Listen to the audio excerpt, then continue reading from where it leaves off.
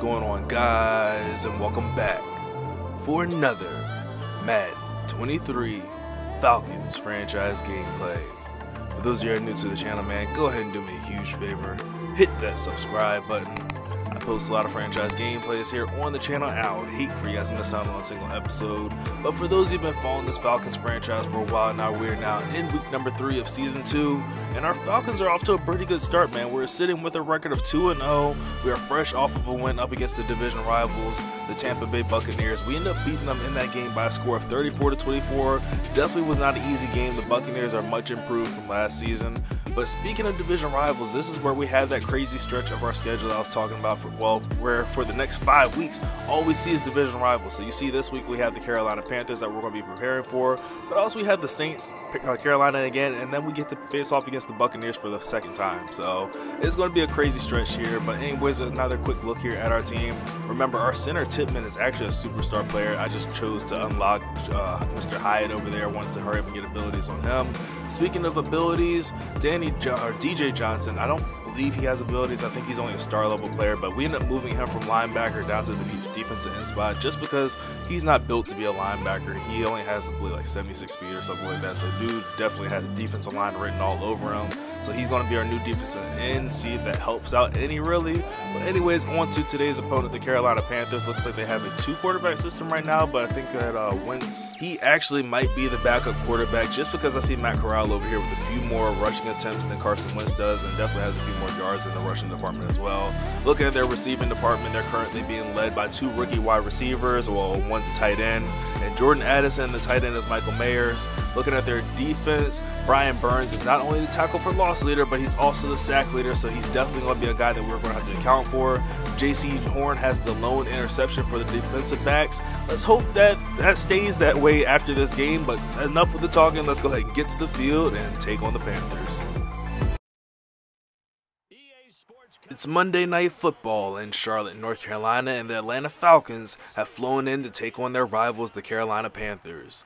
The Panthers just got their first win last week at home by a score of 34-9 and are ready to put on another show for their home crowd this week, as they will get the opportunity with the ball first from the 25-yard line. First down for Matt Corral in the shotgun formation. Hands his ball off to his running back Chuba Hubbard, who fights his way forward for a decent gain of 4 yards to start this drive off. Second down and 6. Handoff goes to Hubbard. This time he's headed backwards as the Falcons defense plugs those gaps and stops them in the backfield for a loss of 3 yards in the play. Third down and 9 from the 26-yard line. Matt Corral drops back to throw his first pass of the day. He's laying one up there deep downfield. One's Jones, and that ball is going to be intercepted by A.J. Terrell, who puts a stop to that and gives the Falcons the ball back here. First down from the 22-yard line. Desmond Ridder back to throw. Has a wide open man. It's going to be Kyle Pitts. He makes the catch there on the sideline, gets across midfield, and is finally tackled down at the 47-yard line. First down in Panthers territory. Desmond Ridder looks to throw, throwing for the rookie Jalen Hyatt. He makes the catch there in front of the first down marker. He's going to be stopped just 2 yards shy. It's now second down from the 39-yard line. Play action fake here to Cordell Patterson. Wide open is the rookie again, this time making the catch on the sideline, toe dragging out of bounds at the 11-yard line. Heck of a catch and an even better throw there by Desmond Ridder. Handoff here to Cordell Patterson on first down and 10 from the 11. He's able to turn that into a gain of 6 yards as he works his way all the way down to the 4. Back to Patterson on second down. He fumbles the ball, but Jake Matthews, our left tackle, right place, right time, able to scoop that ball up, gets into the end zone for his first touchdown of his career and the first touchdown of the day for the Atlanta Falcons. Now with a 7-point lead, let's see if our defense is ready to come back out and get us another stop, or even better, another turnover. And Reed is actually going to elect to bring this one out of his own end zone. Probably not the best decision, as he is barely going to get back to the 10-yard line. They're actually going to mark him down at the 11 with the forward progress. First down here for Matt Corral. He's going to hand this ball off to Hubbard, who runs right into the big defensive tackle. He stops him at the line of scrimmage, actually for a loss of 2 yards on the play.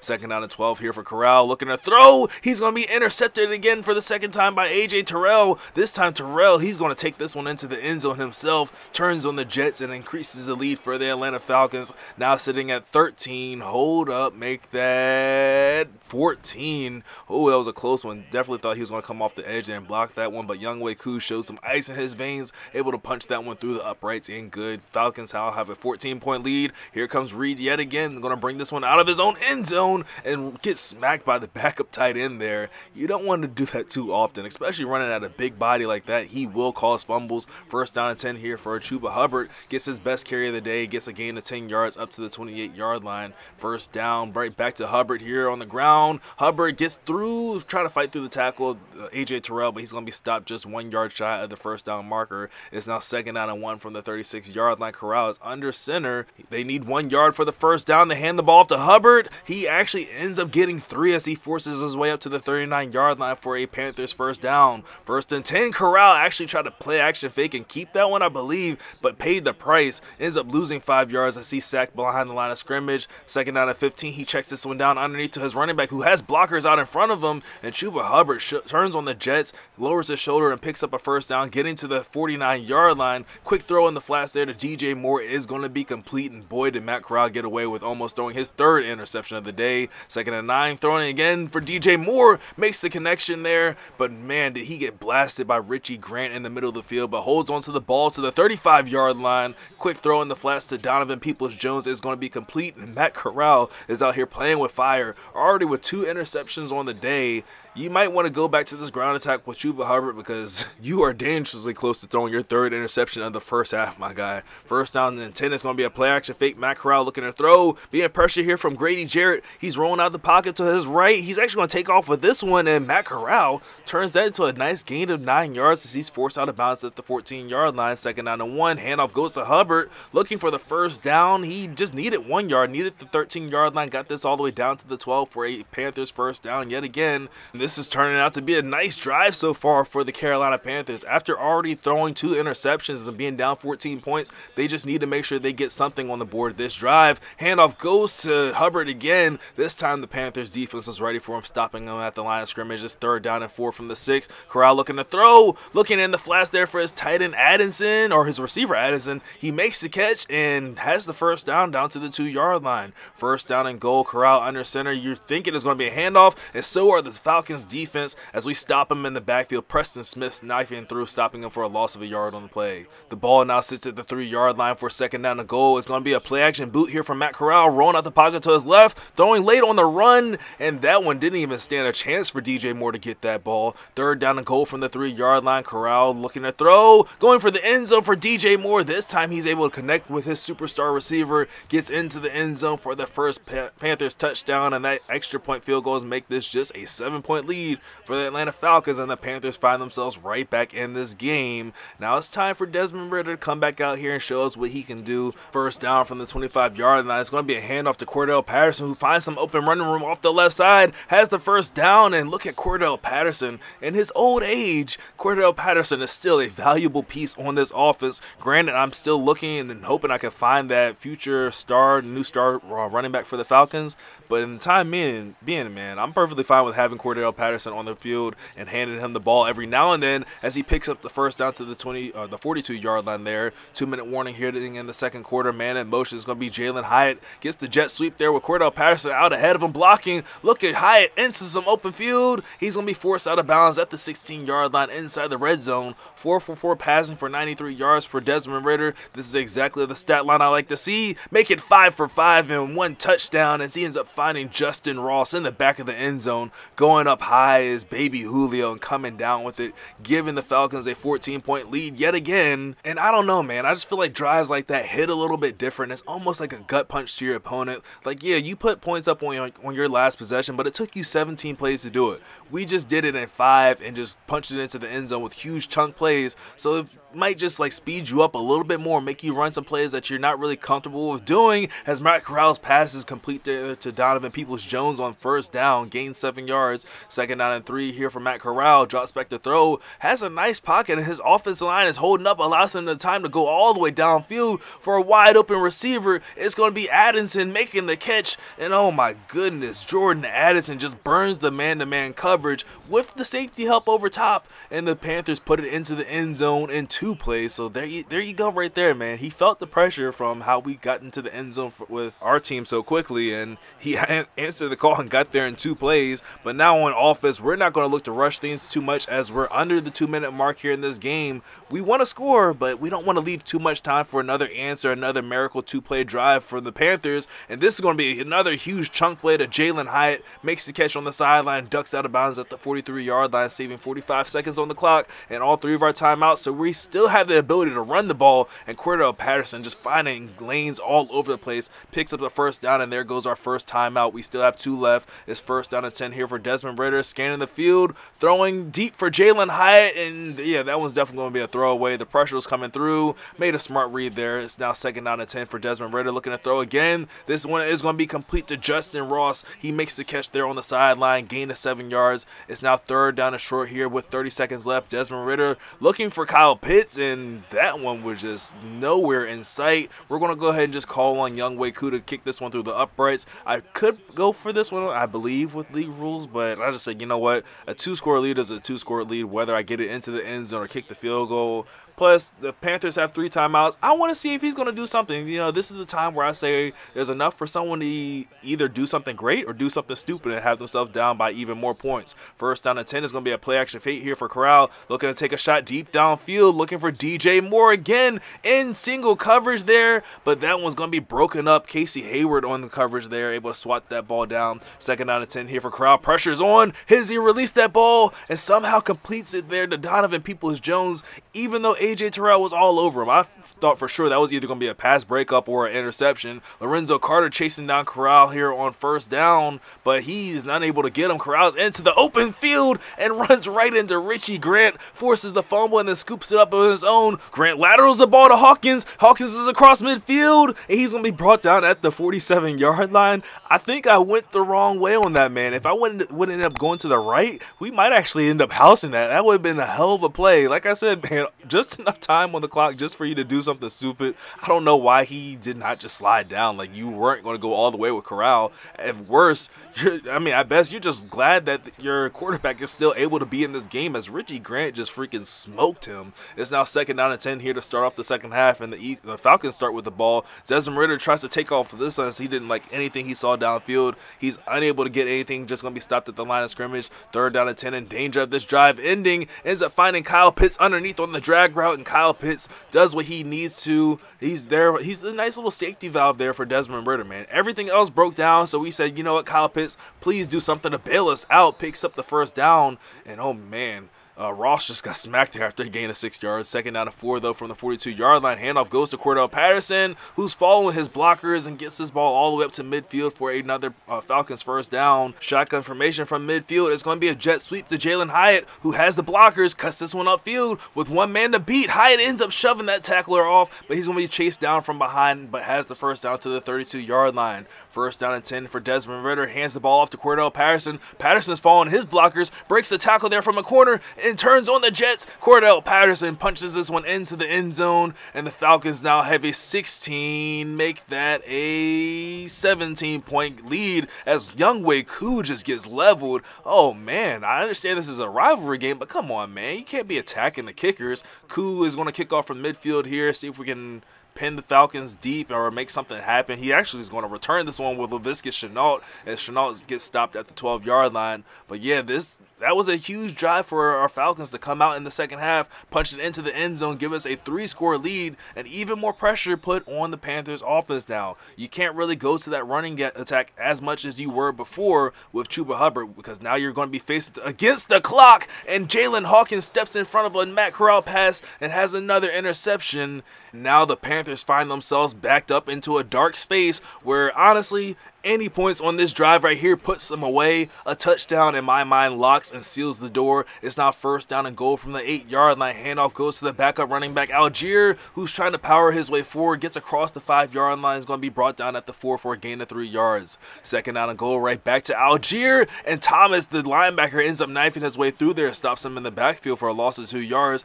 The Panthers are trying to show that they are going to get the stop here. It's now 3rd down and goal. Desmond Ridder drops back to throw, under pressure, and down down goes Ritter, fumbles the ball. It's going to be scooped up by Brian Burns, who's off on the return. Burns is across midfield, across the 40. Not a single Falcon in sight, and Brian Burns is going to have the scoop and score that keeps the Panthers in this game.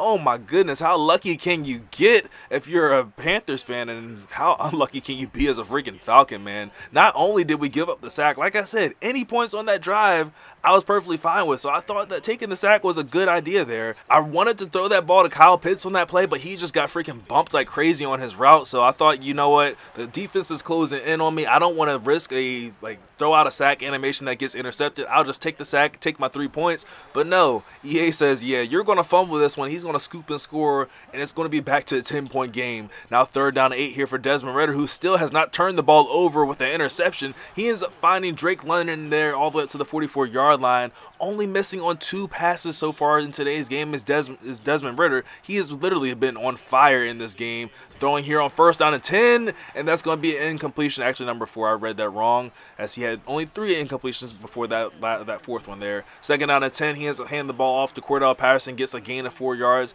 It's now 3rd down and 6 to start the 4th quarter. Looking for a conversion, looking for Justin Ross, and we got him there on the sideline. Justin Ross is just the next sure thing, man. There's Kyle Pitts. We already know that he's going to catch everything that we throw to him when it's accurate, and then we know that Justin Ross is always going to be our go-to guy. 2nd down and 10, handoff goes to Cordell Patterson, who finds a nice lane, picks up the 1st down as he gets to the 34-yard line. Over 100 yards rushing for Cordell Patterson in this game. 1st down and 10, looking to throw, has a wide open Justin Ross. Like I said, man, he's a go-to guy. We know he will always be open, and when it's an accurate ball, he's going to bring it in.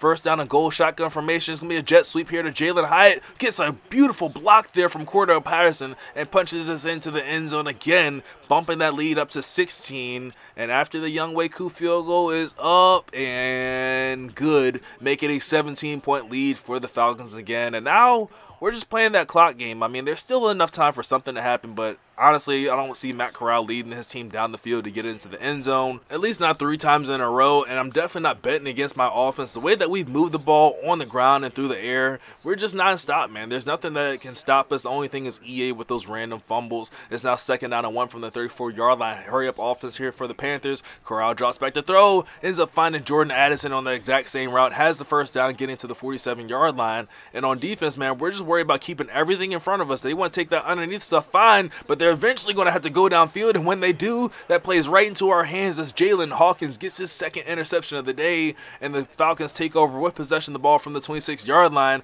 and we're prepared to run this one out as Cordell Patterson gets the carry on 1st down and goes for a gain of 9 yards, 114 yards on the ground. Man, do I need to find his replacement. Hopefully I will have that guy by next week's, or yeah, by week number 4, have a replacement running back that I'm going to be hoping to build it with. 3rd down and inches here, needing the 1st down. We go to our reliable tight end, Kyle Pitts, who has the 1st down, gets across midfield to the 41-yard line into Panthers territory, and we're now under 3 minutes left here in the 3rd quarter, or 4th quarter, I mean. Handoff goes to Cordell Patterson, who's doing his best to push the pile forward, only able to turn that into a gain of 2 yards to the 40-yard line. 2nd down and 8, handoff goes to the backup running back, Algier. He just cannot seem to find the exact same success that Cordell Patterson has been finding in the running attack. 3rd down and 11, needing the conversion here, looking for Jalen Hyatt, and Desmond Ridder is going to be intercepted by Jeremy Chin. And I'm not going to lie, man, that interception hurts a little bit more just because we've played perfect offense up to this point with Desmond Ridder,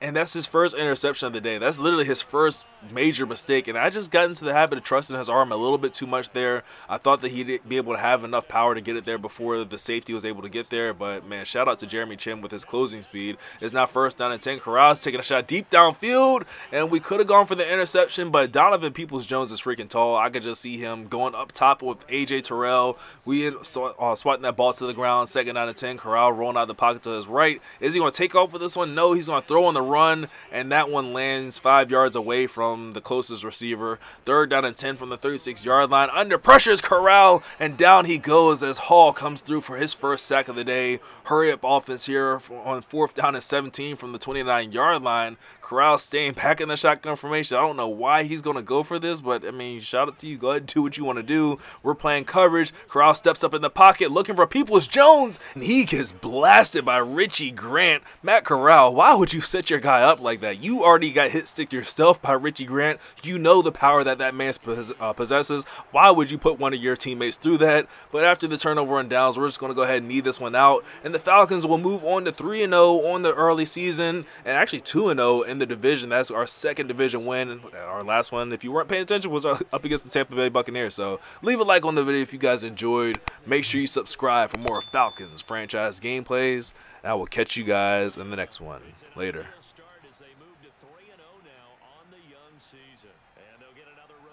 Next week as they have to go to New Orleans to take on the Saints.